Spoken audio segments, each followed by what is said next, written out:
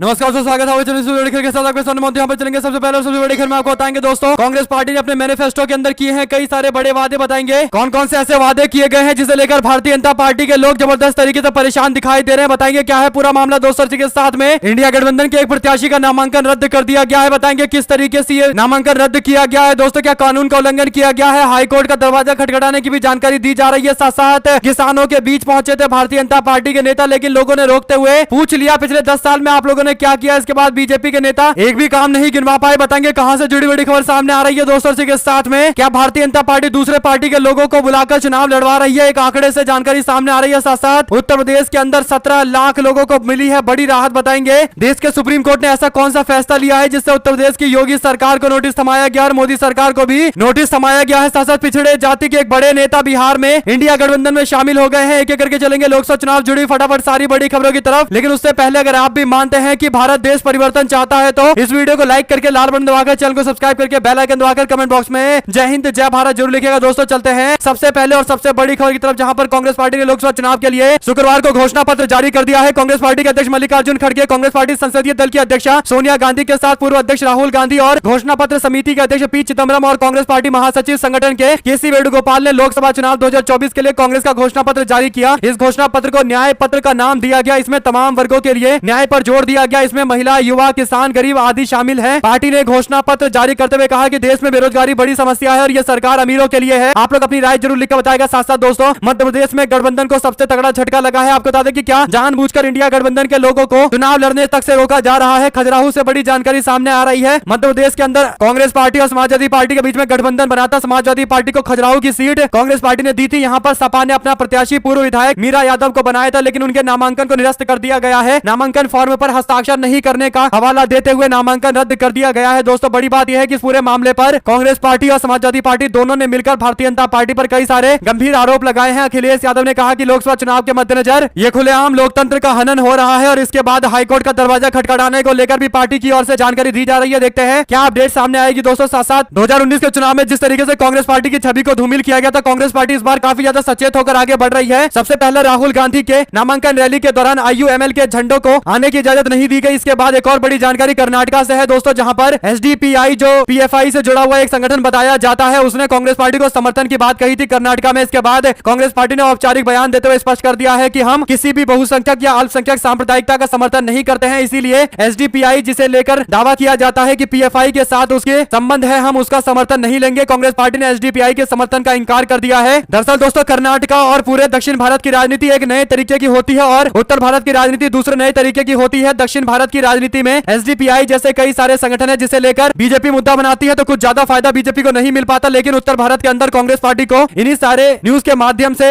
Target करने की कोशिश की जाती है। और यही बड़ा कारण है कि कांग्रेस पार्टी ने दक्षिण भारत के अंदर कई सारी चीजों को ध्यान में रखते हुए फैसला लिया है कि ऐसे किसी भी कंट्रोवर्शियल संगठन से समर्थन नहीं लिया जाएगा जिन्हें लेकर बीजेपी के लोग नॉर्थ इंडिया में माहौल बनाएंगे कि कांग्रेस पार्टी PFI के सपोर्ट से चुनाव लड़ रही है। आप लोग अपनी राय जरूर बताइए, क्या कांग्रेस पार्टी ने ये बिल्कुल सही किया है। साथ साथ दोस्तों, हरियाणा में भारतीय जनता पार्टी के उम्मीदवारों को प्रचार करना मुश्किल हो गया है। विरोध इतना हो गया है कि पुलिस की सुरक्षा में बमुश्किल वो अपनी यात्रा निकाल पा रहे हैं। यही स्थिति कई जगह देखने को मिली है। भारतीय जनता पार्टी के नेतृत्व को ये विरोध क्षेत्र में देखने को मिल रहा है। विरोध कर किसान कर रहे हैं। उनके सवाल भी बीजेपी के नेताओं से है। वो पूछ रहे हैं कि आखिर दिल्ली जाने से हमें क्यों रोका। ना सिर्फ उन्हें रोका गया बल्कि दुश्मन देश की तरह जहां तहां केवल ऊंची ऊंची दीवारें खड़ी की गई। हिसार लोकसभा सीट से आनंद फानंद में बीजेपी ने पार्टी में शामिल हुए रणजीत सिंह चौटाला को उम्मीदवार बनाया है, लेकिन क्षेत्र में उनका जोरदार विरोध देखने को मिल रहा है। दोस्तों, ब्राह्मण समाज को लेकर किए गए उनके टिप्पणी को लेकर भी विरोध शुरू हो गया है। पगड़ी संभाल जट्टा किसान संघर्ष समिति से जुड़े किसानों ने नारेबाजी की है, जिसके कारण उनको सभा करने में काफी दिक्कतें सामने आई है। दोस्तों, बड़ी मुश्किल से पुलिस कर्मियों ने विरोध से उनको बचाकर निकाला है। हंगामे के बीच रणजीत चौटाला ने यह कहकर किसानों को शांत कराने का प्रयास किया कि हमारी पार्टी को पूरे देश वोट दे रहा है, आपको ठीक ना लगे तो वोट ना देना। किसान उनसे पूछ रहे थे कि किसानों को दिल्ली जाने से रोकना गलत था या नहीं था, लेकिन इसका जवाब हाँ और ना में नहीं दे पा रहे थे। कुल मिलाकर दोस्तों, रणजीत चौटाला ने खालिस्तान प्रकरण को किसानों से जोड़ने की कोशिश भी की है, लेकिन इस तरीके से भी उनका जोरदार विरोध हुआ है कि अब वो शायद किसानों के बीच ना जाए प्रचार करने के लिए। साथ साथ बिहार में पूर्व मुख्यमंत्री लालू प्रसाद यादव के खिलाफ मध्य प्रदेश के ग्वालियर के अंदर MP MLA कोर्ट ने गिरफ्तारी का वारंट जारी किया है। ये गिरफ्तारी का वारंट 26 साल पुराने लंबित एक मामले को लेकर जारी किया गया है। यह मामला हथियार की तस्करी का, जिसमें लालू प्रसाद यादव को आरोपी बनाया गया था। पुलिस की जांच के अनुसार लालू प्रसाद यादव इस मामले में फरार घोषित है और पुलिस उनकी तलाश कर रही है। दरअसल दोस्तों, बिहार के वरिष्ठ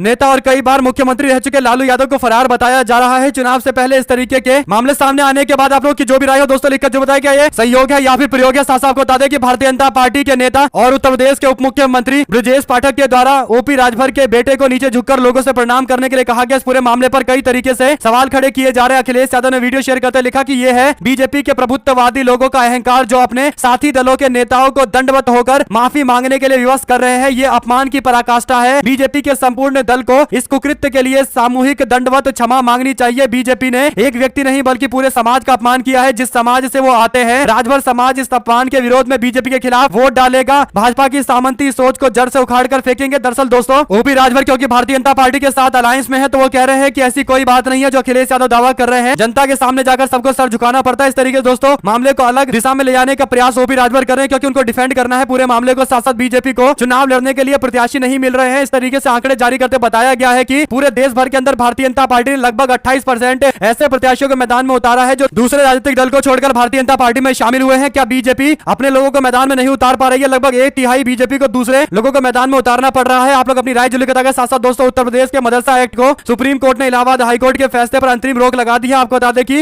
इलाहाबाद हाईकोर्ट ने उत्तर प्रदेश के अंदर मदरसा एक्ट को रद्द कर दिया था। सुप्रीम कोर्ट ने कहा कि हाईकोर्ट ने मदरसा एक्ट के प्रावधानों को समझने में भूल की है। हाईकोर्ट का यह मानना है कि यह एक धर्मनिरपेक्ष एक्ट के सिद्धांत के खिलाफ है, गलत है। इलाहाबाद हाईकोर्ट की लखनऊ बेंच के द्वारा UP board of Madrasa education act 2004 को असंवैधानिक करार दिया गया था। सुप्रीम कोर्ट में इस पूरे मामले को चुनौती दी गई है। उत्तर प्रदेश मदरसा एक्ट को रद्द करने पर इलाहाबाद हाईकोर्ट के फैसले को चुनौती देने वाली याचिका पर सुनवाई की गई है। दोस्तों, बड़ी बात यह है कि इस पूरे मामले को लेकर सुप्रीम कोर्ट ने उत्तर प्रदेश और दिल्ली की केंद्र की मोदी सरकार को भी नोटिस दिया है। पूरे मामले पर सवाल जवाब किए जा रहे हैं। देखते हैं इन दोनों सरकारों की ओर से क्या बातें कही जाती है। साथ साथ दोस्तों, अब्बास अंसारी ने सुप्रीम कोर्ट में अर्जी दाखिल की है। मुख्तार अंसारी की कब्र पर फातिहा पढ़ने की मांगी गई है इजाजत। सुप्रीम कोर्ट ने यूपी सरकार को नोटिस जारी कर मांगा है जवाब। सुप्रीम कोर्ट ने 9 अप्रैल को इस पूरे मामले पर सुनवाई करने की जानकारी दी है। अब्बास ने 10 अप्रैल को फातिहा पढ़ने की इजाजत मांगी है। देखते हैं इजाजत मिलती या नहीं मिलती। साथ साथ दोस्तों, बिहार के अंदर वीआईपी पार्टी के प्रेसिडेंट मुकेश सहनी ने इंडिया अलायंस ज्वाइन कर लिया है। ईबीसी समाज के ज्यादातर वोट इनको मिलते हैं और ऐसे में इंडिया गठबंधन के साथ में आने के कारण ईबीसी वोट में काफी ज्यादा शिफ्ट देखने को मिलेगा। दोस्तों, जिस तरीके का कॉम्बिनेशन बिहार में बनता जा रहा है और जिस तरीके से इंडिया गठबंधन ने 17 महीने की सरकार जनता को दिखाई है, युवाओं के बीच में एक पॉजिटिव रिस्पांस देखने को मिल रहा है। अब सामाजिक समीकरण को भी साध कर पूरी तरीके से चौंकाने वाले रिजल्ट देने की तैयारी चल रही है। अगर आप भी इस बात से इत्तेफाक रखते हैं कि आने वाले दिनों के अंदर बड़ा परिवर्तन बिहार में हो सकता है, तो अपनी राय जरूर लिखकर बताएगा। दोस्तों, साथ साथ लद्दाख के अंदर लेह जिले में धारा 144 लागू की गई है। किसी भी जुलूस, रैली और मार्च पर रोक लगा दिया गया है। जिला मजिस्ट्रेट ने यह आदेश जारी किया है। इस पर कई सारे सवाल खड़े हो रहे हैं, क्योंकि सोनम वांगचुक ने कहा था कि वो बड़ा आंदोलन करेंगे ताकि लोगों के बीच में मैसेज पहुंचाया जाए, पूरे देश को बताया जाए कि लद्दाख के कुछ क्षेत्र पर चाइना ने कब्जा कर लिया है। हालांकि बीजेपी के लोग अलग तरीके का दावा कर रहे हैं, लेकिन लोकल स्थानीय लोग जो है रैली यात्रा करते हुए, पदयात्रा करते हुए दिखाना चाहते हैं देश को कि कौन कौन सी जमीन पर चाइना ने कब्जा किया है। क्या उससे पहले लोगों को रोकने के लिए धारा 144 लागू की गई है? दोस्तों, जुलूस, रैली और मार्च पर रोक लगाने को लेकर कई सारे सवाल खड़े होते हैं। आप लोग अपनी राय जरूर लिखकर बताएगा। साथ साथ 2024 के चुनाव को लेकर भारतीय जनता पार्टी जो 400 सीटें एनडीए को जीतने की बातें कर रही है, उस पर लोगों ने एक के बाद एक आंकड़े देते हुए बताया है कि ये पूरी तरीके से बोगस स्टेटमेंट है। केरल की 20 सीटों पर बीजेपी कहीं नहीं है। तमिलनाडु, पुडुचेरी की 40 सीटों पर भाजपा दिखाई नहीं देती। कर्नाटक की 20 सीटों पर इस बार बीजेपी खाता नहीं खोल पाएगी, जो तमाम सर्वे में जानकारी दी जा रही है। साथ साथ तेलंगाना के 15 सीटों पर भाजपा की स्थिति खराब है। आंध्र प्रदेश की मिनिमम 2 सीटें इंडिया गठबंधन को मिल रही है और गोवा की 2 सीटें इंडिया गठबंधन को मिल रही है। लक्षद्वीप भी इंडिया गठबंधन के खाते में जा रहा है। तो भारतीय जनता पार्टी को 100 सीटों का नुकसान तो दक्षिण भारत सही है। तो फिर ऐसे में बीजेपी 70 सीटों का जो दावा कर रही है, पूरी तरीके से भाजपा के नेताओं के दिल बहलाने वाली बातें हैं। आप लोग अपनी राय जरूर लिखकर बताएगा। दोस्तों, साथ साथ बिहार के मंत्री महेश्वर हजारी के बेटे सन्नी हजारी शुक्रवार को कांग्रेस पार्टी में शामिल हो गए, जिससे ये अटकलें तेज हो गई है कि उन्हें लोकसभा चुनाव में उम्मीदवार बनाया जा सकता है। जनता दल यूनाइटेड के वरिष्ठ नेता महेश्वर हजारी ने हाल ही में विधानसभा के उपाध्यक्ष का पद छोड़ दिया था और जानकारी यह है कि अब उनके बेटे के कांग्रेस पार्टी में जाने के बाद हो सकता है कि वो भी पार्टी से इस्तीफा दे दे। जनता दल यूनाइटेड के लिए यह बुरी खबर कही जा सकती है। आप लोग अपनी राय जरूर लिखकर बताएगा। दोस्तों, देखते हैं क्या मैदान में उतारा जाएगा या फिर केवल पार्टी में शामिल कराया गया है। साथ साथ मेरठ सपा के विधायक अतुल प्रधान बोले, कहा अखिलेश यादव जी से हमारे खराब रिश्ते नहीं है, रिश्ते हमारे खराब होते तो मैं एमएलए बनता क्या। हम चाहते हैं कि पार्टी आगे बढ़े। मेरी क्या बात हुई, मैं किसी को क्यों बताऊं। मैं समाजवादी राजनीति को नहीं छोड़ सकता। मुझे अध्यक्ष जी जो जिम्मेदारी देंगे मैं उसको निभाऊंगा। अतुल प्रधान की ओर से पहले कहा गया था कि अगर उनका टिकट काटा गया तो वो एमएलए के पद से इस्तीफा दे देंगे, लेकिन इसके बाद उन्होंने अभी तक कोई ऐसा घोषणा नहीं किया है। हालांकि उनका टिकट काट दिया गया था। तो उसके बाद मीडिया ने उनसे सवाल पूछा तो उन्होंने जवाब देते हुए कहा कि समाजवादी पार्टी के राष्ट्रीय अध्यक्ष से मेरी क्या बात हुई है, मैं आपको क्यों बताऊं। देखते हैं क्या आगे वो कोई बड़ा कदम उठाएंगे या फिर समाजवादी पार्टी के साथ बने रहेंगे। साथ साथ दोस्तों, कन्हैया कुमार को लेकर बड़ी जानकारी यह है कि इस बार उनको बिहार से नहीं बल्कि दिल्ली से मैदान में उतारा जा सकता है। उत्तर पूर्वी दिल्ली में उन्हें चुनाव लड़वाने की चर्चा चल रही है। संदीप दीक्षित और जेपी अग्रवाल के बीच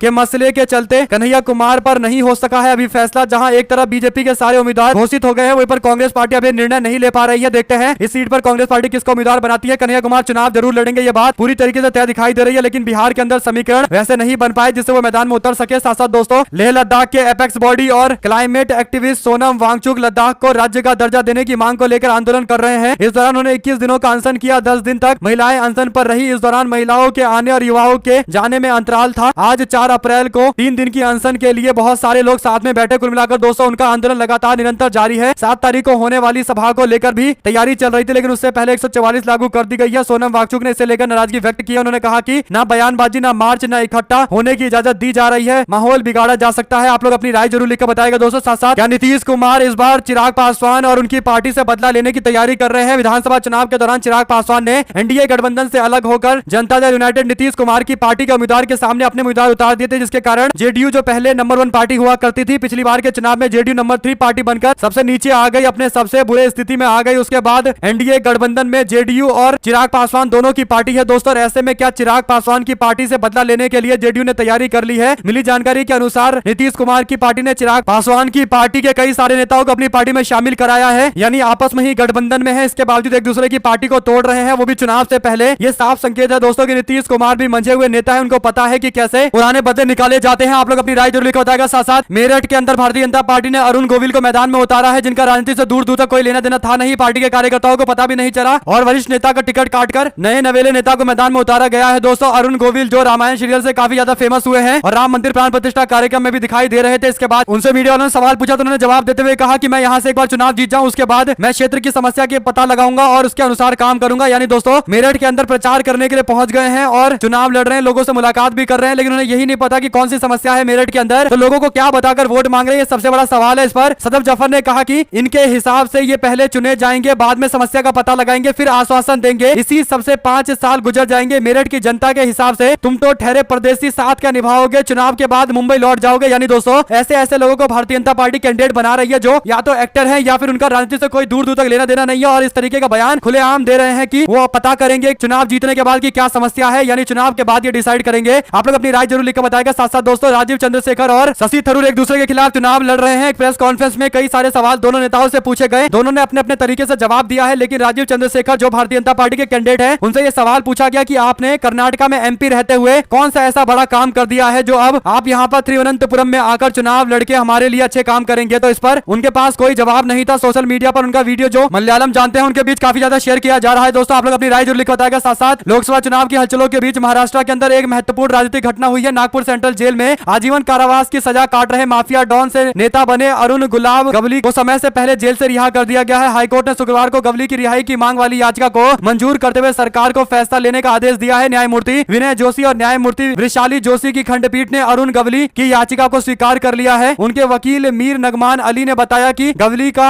आवेदन पहले इस आधार पर खारिज कर दिया गया था कि सरकार की एक अधिसूचना विशेष रूप से मकोका के तहत दोषी को नीति के लाभ से बाहर रखती है। उन्होंने तर्क दिया था कि 2006 की अधिसूचना यह स्पष्ट करती है कि एनडीपीएस, टाडा और एनपीडीएस आदि कानूनों के तहत दोषी 2006 के नीतिगत लाभों के हकदार नहीं है। कुल मिलाकर दोस्तों लोकसभा चुनाव को लेकर इस मामले को लेकर काफी चर्चा की जा रही है। आपको बता दें कि अब चर्चा यह है कि क्या किसी पॉलिटिकल पार्टी को फायदा पहुंचाने के लिए समय से पहले जेल से बाहर निकलवाया गया है या वो नॉर्मल तरीके से निकले हैं। साथ साथ दोस्तों ओम प्रकाश राजभर एनडीए सरकार में भेदभाव की बातें नहीं मानने को तैयार थे, लेकिन वहां पर मौजूद लोगों ने ही उन्हें सबक सिखा दिया। आपको बता दें कि मीडिया से बात करते हुए ओपी राजभर कहते हैं कि एनडीए सरकार में कोई भेदभाव नहीं है। इस पर बगल में खड़े एक युवा ने कहा कि भेदभाव तो बहुत है सर, लखनऊ में बैठकर युवाओं पर लाठियां चलवाओगे नेताजी, तो गांव में आने पर सामना तो करना ही पड़ेगा। लोगों ने निशाना साधा है। आपको बता दें कि युवाओं पर लाठी चलवाए जाने का मुद्दा उठाते हुए ओपी राजभर के दावे की पोल खोली गई है। आप लोग अपनी राय जरूर लिखो बताएगा। साथ साथ बीजेपी हराओ कॉर्पोरेट भगाओ लोकसभा चुनाव में लोगों से बीजेपी को दंडित करने का आग्रह संयुक्त किसान मोर्चा के नेता ने किया है। संयुक्त किसान मोर्चा के नेता बलबीर सिंह राज्यवाल ने संवाददाता सम्मेलन में कहा कि बीजेपी के खिलाफ प्रदर्शन तेज करने की योजना के तहत 21 मार्च को पंजाब के जगरांव में एक रैली को आयोजित किया गया और इस दौरान राज्यवाल ने कहा कि हमारा नारा बीजेपी हटाओ कॉर्पोरेट भगाओ का है और इसी तरीके से किसान नेता पंजाब से लेकर हरियाणा तक लगातार कैंपेन कर रहे हैं और भारतीय जनता पार्टी को सबक सिखाने का पूरा प्रयास चल रहा है। आप लोग अपनी राय जरूर लिखकर बताइएगा दोस्तों। इसी के साथ में बीजेपी के नेता कंगना रनावत ने कहा कि सरदार पटेल को इंग्लिश नहीं आती थी इसलिए वो भारत के प्रधानमंत्री नहीं बन सके। हकीकत यह है कि सरदार पटेल ने 1913 में इंग्लैंड के इंस ऑफ कोर्ट से अपनी लॉ की डिग्री प्राप्त की। सरदार पटेल की मृत्यु 1950 में हुई। भारत का पहला लोकसभा चुनाव 1951-52 में संपन्न हुआ। ये भाजपाइयों का व्हाट्सएप कहां से आता है, ये सवाल पूछा है श्रीनिवास बीवी ने। आप लोग अपनी राय जरूर लिखकर बताइएगा दोस्तों। इसी के साथ में एबीपी न्यूज ने सी वोटर को लेकर एक सर्वे जारी किया है। इसमें दावा किया गया गया है कि पश्चिम बंगाल को लेकर भारतीय जनता पार्टी और उसके समर्थक जो बड़ी बड़ी बातें कर रहे हैं, धरातल पर ये बिल्कुल भी नहीं है। दरअसल दोस्तों तृणमूल कांग्रेस इस बार 44% वोट इकट्ठा कर रही है, भारतीय जनता पार्टी 41% वोट के साथ दूसरे नंबर की पार्टी है, जबकि कांग्रेस पार्टी को 13% वोट मिल रहे हैं। अगर ममता बनर्जी ने कांग्रेस पार्टी के साथ अलायंस किया होता तो 50+ वोट मिल जाते ममता बनर्जी की पार्टी टीएमसी को, लेकिन अभी भी ममता बनर्जी की पार्टी टीएमसी ने बीजेपी से 3% वोट का लीड बना रखा है दोस्तों। और भारतीय जनता पार्टी का आंकड़ा 2.5 से इस बार सिंगल डिजिट में आने की बहुत ज्यादा संभावनाएं हैं। बीजेपी को भारी नुकसान पश्चिम बंगाल में हो सकता है। आप लोगों की जो भी राय हो लिखकर बताएगा। साथ साथ भारतीय जनता पार्टी के एमपी तेजस्वी सूर्या की संपत्ति 30 गुना बढ़ गई है। इलेक्शन एफिडेविट में 2019 में उन्होंने दावा किया था कि उनके पास 13,46,000 की संपत्ति है, जबकि 5 साल 2024 के अंदर जब उन्होंने एफिडेविट भरा है तो अपनी संपत्ति 4 करोड़ 10 लाख बताइए। अगर आप भी मानते हैं कि किसानों की इनकम तो दुगनी हुई नहीं, लेकिन भारतीय जनता पार्टी के नेता की इनकम 30 गुना ज्यादा बढ़ गई है, क्या ये विकास देश की जनता का नहीं हो सकता था? ये बड़े सवाल है दोस्तों। आप लोग अपनी राय जरूर लिखकर बताएगा। साथ साथ मालदीव को लेकर कांग्रेस पार्टी ने अपने मैनिफेस्टो में कहा है कि भारत और मालदीव के संबंध जो पिछले कुछ महीनों में काफी ज्यादा खराब हो गए हैं, कांग्रेस पार्टी की सरकार बनने के बाद मालदीव के साथ संबंधों को फिर से सही किया जाएगा, क्योंकि मालदीव भारत का पड़ोसी देश है। उसके साथ खराब संबंध से भारत को ही नुकसान होगा और अच्छे संबंध के प्रयास किए जाएंगे। आप लोग भी मानते हैं कि यही स्ट्रेटजी मालदीव को लेकर होनी चाहिए, तो अपनी राय जरूर लिखकर बताएगा दोस्तों। साथ साथ खजुराहो को लेकर समाजवादी पार्टी के नेता ने कहा है कि भाजपा सरकार चुनाव आयोग के माध्यम से धोखाधड़ी पर उतर गई है। जबरिया सपा के प्रत्याशी का नामांकन पत्र निरस्त किया गया है। माननीय न्यायालय इसका संज्ञान ले, हमारा संवैधानिक अधिकार छीना जा रहा है। इंडिया गठबंधन सपा प्रत्याशी पूर्व विधायक श्रीमती मीरा दीपक यादव का नामांकन निरस्त किया गया है। पार्टी अदालत का दरवाजा खटखटाएगी। साथ साथ दोस्तों बीजेपी को भी पता है कि महाराष्ट्र के अंदर उसकी स्थिति काफी ज्यादा डामाडोल है। प्रधानमंत्री मोदी ने 18 रैलियां महाराष्ट्र में करने को लेकर योजना बनाई है दोस्तों, लेकिन सवाल सबसे बड़ा यही है कि महाराष्ट्र की जनता ने तो निर्णय ले लिया है, महाराष्ट्र में जबरदस्त परिवर्तन होता दिखाई दे रहा है। एबी न्यूज के सी वोटर में दावा किया गया है कि महाराष्ट्र में लगभग 43% वोट एनडीए गठबंधन को मिलेगा, जबकि इंडिया अलायंस को लगभग 42% वोट मिलेंगे। सर्वे के अनुसार महाराष्ट्र के अंदर वोट शेयर की बात करें तो इंडिया अलायंस को काफी ज्यादा सपोर्ट मिल रहा है। दरअसल दोस्तों भारतीय जनता पार्टी महाराष्ट्र में अकेले कह सकते हैं चुनाव लड़ रही है, क्योंकि दोनों पॉलिटिकल पार्टी एनसीपी और शिवसेना एकनाथ शिंदे पार्टी के साथ जनता समर्थन में खड़ी नहीं है, क्योंकि उनके पास एक तो लीडरशिप नहीं है और दूसरा भारतीय जनता पार्टी को दोनों पार्टियों पर विश्वास भी नहीं है। तो इंडिया गठबंधन इसका फायदा ले रही है। अगर आप भी मानते हैं कि महाराष्ट्र इस बार अलग तरीके का निर्णय देने वाला है तो अपनी राय जरूर लिखकर बताइएगा दोस्तों। साथ साथ कंगना रनौत को भारतीय जनता पार्टी ने हिमाचल प्रदेश के मंडी लोकसभा सीट से मैदान में उतारा है। अब सवाल सबसे बड़ा यह है कि क्या कांग्रेस पार्टी यहां से प्रतिभा सिंह को मैदान में उतारेंगे, क्योंकि प्रतिभा सिंह लगभग 2 बार यहां से सांसद रही है और माना जा रहा है कि आने वाले दिनों के अंदर कांग्रेस पार्टी उनको उम्मीदवार बना सकती है अगर ये सीट कांग्रेस को जीतनी है तो, क्योंकि प्रतिभा सिंह इस क्षेत्र में काफी ज्यादा राजनीतिक तौर पर मजबूत है। और भारतीय जनता पार्टी ने जो कैंडिडेट उतारा है कंगना रनावत का, उन्हें लेकर भारतीय जनता पार्टी के नेताओं में ही नाराजगी है। और जिस तरीके का मैनेजमेंट कांग्रेस पार्टी की नेत्री प्रतिभा सिंह कर सकती है, वैसा कंगना रनावत तो दूर की बात, भारतीय जनता पार्टी अगर किसी और को उतारते तो वो भी मैनेजमेंट चुनाव का इस तरीके से नहीं कर पाती जैसा प्रतिभा सिंह कर सकती है। ऐसे में उम्मीद की जा रही है कि प्रतिभा सिंह को मैदान में उतारा जाएगा, ये सीट कांग्रेस पार्टी इस बार जीतेगी। प्रतिभा सिंह ने शायद इसी और इशारा करते हुए कहा है कि एक महिला और उनका सम्मान करना हमारा कर्तव्य है। मैं लोगों से अपील करता हूं कि वो कंगना रनावत जी को लेकर कोई भी आपत्तिजनक टिप्पणी ना करे, यह अच्छा नहीं है। दरअसल दोस्तों कांग्रेस पार्टी ये सुनिश्चित करना चाहती है कि कंगना रनावत को महिला अस्मिता से जुड़ा हुआ मुद्दा नहीं मिलना चाहिए, ताकि वो कांग्रेस पार्टी को टारगेट ना कर पाए। और इसीलिए कांग्रेस पार्टी पॉलिटिकली मैदान में उतरना चाहती है, पूरे मैनेजमेंट के साथ चुनाव में कंगना रनावत को शिकस्त देना चाहती है, ना कि कोई इमोशनल मुद्दा बन जाए तो इससे कंगना रनावत को फायदा मिल सके। कांग्रेस पार्टी की ये पूरी स्ट्रेटजी है। आप लोग अपनी राय जरूर लिखकर बताइएगा। साथ साथ बीजेपी ने देश के संसाधनों से अपना खूब प्रचार किया है। पंखुरी पाठक कांग्रेस पार्टी की नेत्री है, उनकी ओर से भारतीय जन औषधि परियोजना को लेकर जो दवाइयां बांटी जाती है, जो सरकारी दवाइयां मिलती है, उनमें प्रचार के तरीके को लेकर सवाल खड़े किए गए हैं। दरअसल दोस्तों भारतीय जन औषधि परियोजना को भाजप कहा जाता है, यानी भारतीय शब्द में भा और जन शब्द में जा के साथ साथ पी शब्द का इस्तेमाल परियोजना के किए जाते हैं और इन सभी को भगवा कलर से दिखाया जा रहा है। ऐसा लग रहा है कि मानो भारतीय जनता पार्टी का प्रचार किया जा रहा है। पंखुरी पाठक ने कहा कि भाजपा ने देश के संसाधनों से अपना खूब प्रचार किया है। अब जब आचार संहिता लागू है तो इलेक्शन कमीशन ऑफ इंडिया को इस पर रोक लगानी चाहिए। आप लोगों की जो भी राय हो दोस्तों लिखकर जरूर बताइएगा। ऐसा इसलिए क्योंकि भारतीय जन औषधि परियोजना में जन औषधि भी है, लेकिन औषधि का आ नहीं लगाया गया है। डिजाइनिंग ऐसे की गई है जैसे भाजपा लिखा हुआ नजर आए। आप लोग अपनी राय जरूर लिखकर बताएगा दोस्तों, क्या ये सोची समझी साजिश के तहत ऐसा किया गया है? समझ में तो ऐसा ही आता है। आप लोग अपनी राय जरूर लिखकर बताएगा। साथ साथ दोस्तों कांग्रेस पार्टी ने संजय निरुपम पर निशाना साधा। पार्टी के नेताओं ने कहा कि संजय निरुपम बार बार कांग्रेस पार्टी के खिलाफ टिप्पणी कर रहे थे, इसीलिए उनके खिलाफ कार्रवाई की गई है। अनुशासनहीनता के कारण ये कार्रवाई की गई है। संजय निरुपम के घर के बाहर मुंबई यूथ कांग्रेस ने धन्यवाद एआईसीसी का बोर्ड चिपकाया है और इसमें लिखा हुआ है कि अनुशासनहीन संजय निरुपम को निलंबन करने के लिए कांग्रेस पार्टी का बहुत बहुत धन्यवाद। यानी पार्टी के कार्यकर्ता